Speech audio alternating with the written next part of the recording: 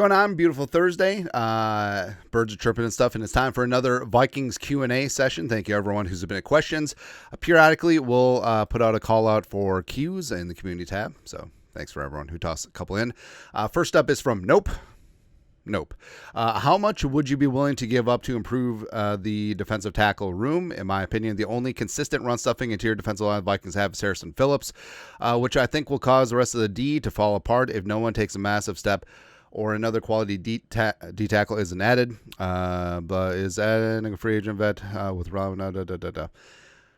Well, there isn't really anyone in free agency that moves the needle. Now, that certainly could change at 53-man cutdowns. It's like when the Vikings took a shot on Ross Blacklock a couple of years ago at 53-man cutdowns. The Vikings did a small trade.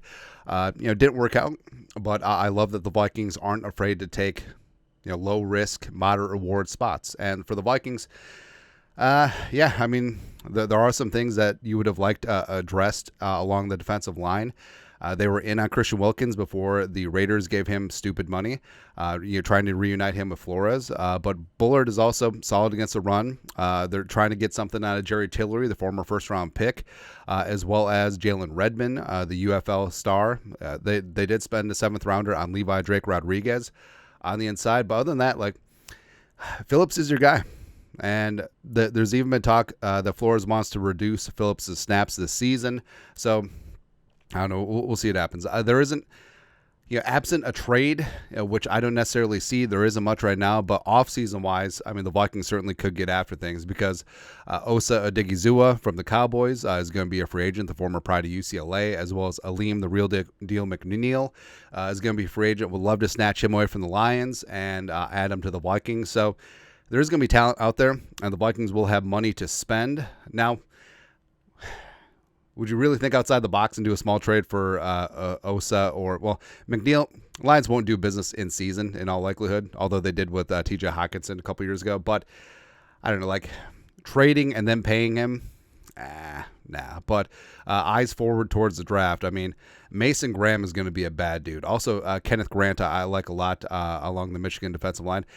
Both of them are probably going to be better than Chris Jenkins the second, which is saying a lot because I love Jenkins in the draft process. But there's going to be a lot of talent along the defensive line. So even though the Vikings are absent, second, third, fourth round picks, they need to go hard in the paint in both trenches. And I think that they certainly have the motivation and they have the capital and they have the money to do so. Next. Eagle and Guitar Guy. With Hawk way ahead of schedule, who gets cut in the tight end room? Oliver's a given, but everyone else seems to be in limbo. I prefer Hawk, Oliver, Tanyan, and Harry make the team. So it's going to be interesting. So I still think Hockenson starts off on the PUP list, or maybe not the PUP list. It could be short-term IR, but it really doesn't matter. Song remains the same. He's going to miss at least 4 games, which I'm fine with if he gets back to 100%. Oliver is going to be on the rooster. And then it's kind of a toss-up. So Johnny Munt did sign a new contract, which slightly above league minimum, but it would be no muss, no fuss if they let him go. For my money, I think it's going to be Oliver, Tanyan, and Munt on the 53, with Tanyan and Munt sort of taking over more of the receiving role. But I think Oliver could be in the mix as well. He's a fantastic blocking tight end, but especially as a red zone threat, I think he's been underutilized, and Kevin O'Connell could get creative using him in that regard. I think Muse will be on the practice squad. I'm not holding out hope for N'Keal Harry or Samus Reyes or Trey Knox, so we'll see. Although if N'Keal actually did get things together, Kwesi loves him, the mama I can change him type players, former first-round pick. Position change. We'll see. Next is Frozone. After the Justin Jefferson extension, J.J. McCarthy, Diamond Dallas Turner, Duke Shelley signing a Christian Darrisaw extension.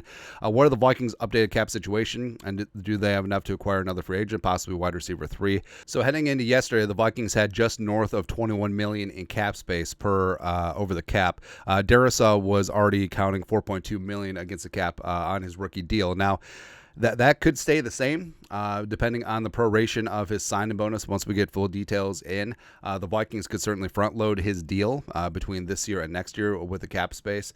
Duke Shelley, I'm sure, will be signing for a minimal veteran deal, which will offset on the top 51. But other than that, the Vikings are in very solid cap shape right now, and they certainly could add another free agent or two. But We'll see how the Darisaw extension cash flows, or the potential Cam Beasley extension cash flows as well. Either way, they are in very good shape because they're still projected to have around $50 million in cap space in 2025. But also that factors in some absorbent cap numbers like Brian O'Neill at $26 million, Hockenson at $15 million, etc. So I'm sure that a bunch of things will be worked over from there. But either way, Vikings are set up in extremely good cap position both this year and going forward. Fullback dive. Fantastic handle. If the Vikings and McCarthy struggle next season and lose out and end up with the top pick with guys like Carson Beck, Riley Leonard, Shedeur Sanders, Quinn Ewers available, do you think we take one of them? So absent a complete bottoming out where the Vikings end up with the number one pick, worst record in the league, the worst, and McCarthy starts and plays and looks like booty, absent that, I just don't see it. And I don't see that scenario playing out either unless a bajillion things go wrong. I think that even if McCarthy looks like ass, I think that the team is tied to him, the highest drafted quarterback in team history, top 10. And next year's quarterback class, like, it's not as impressive as a 2024 class. Now, of course, they still have another full season of football, and I do think that Ewers does have the tools to be that guy. Sanders, I think, certainly has the upside there. Beck, I mean, you really can't ignore what he's been able to do at Georgia. Plus, I'm sure that there's a bunch of other guys who could rise up to. Cam Ward, that's just the U being the U, I think has a chance to be really interesting, and maybe put a jelly bean or two on him winning the Heisman. Don't know, man. But again, absent like 0-17 and McCarthy looking like a Nathan Peterman, I just don't see it. Lastly, Twinkie Main, speaking of number one overall picks, bias aside, do you think that Caleb Williams will actually be good and make the Bears relevant again? I personally see him becoming a bust. P.S. I feel bad for Fields, even though he was dookie, since Bears never bothered getting him help, and since they drafted Caleb Williams, they have seemingly been getting him help left and right, which is kind of fair. Like, so we said this about Fields when he came into the league in 2021. Everything needed to be perfect around him. Stylistically, not the same, but he was kind of like Kirk Cousins, where he needed weapons, he needed a competent play caller that will suit his strengths, and he needed great protection. And he didn't really have any of that in Chicago. Now, I think that his career is salvageable. It wouldn't shock me at all if he ends up beating Russ in the competition with the Steelers.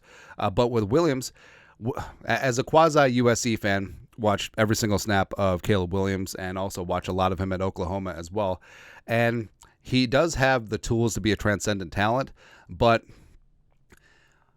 you do wonder about the freelancing. Now last year at USC, after he lost Jordan Addison, you could tell that he had to play hero ball a lot. Like, he felt the pressure on his shoulders because of the USC defense being so terrible that he had to put up 7 every single drive or they were going to lose. And, freelancing and not trusting the offense and not really trusting your weapons at times, like, that can be good and bad, because you've seen Patrick Mahomes freelance and do amazing things, but you've also seen quarterbacks like Jay Cutler freelance and do very terrible things, right? It sort of happens. So, I don't know. Like, things are sort of shaping up in Chicago. The defense is still bad. The offensive line has pieces, but it's still a question. And weapons-wise, like, I like DJ Moore, Keenan Allen. The bloom is off the rose. Rome Odunze is going to be a stud.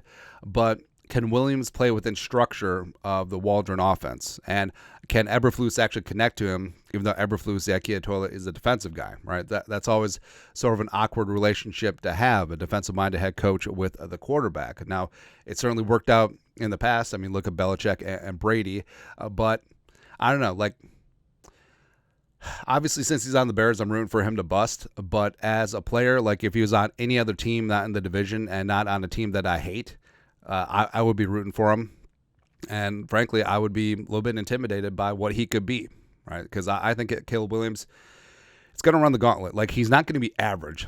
Like, there's 0.0% chance that he's just going to be average and be like a Kirk Cousins, all right? He's either going to be a top 3 quarterback or he's going to be busted out. And there's really no in between. And that's kind of fun to watch from afar, well, in the division. Yeah. Anyways, that's it. Q&A for this beautiful Thursday. You guys are the best. You know what to do. Skol, production value.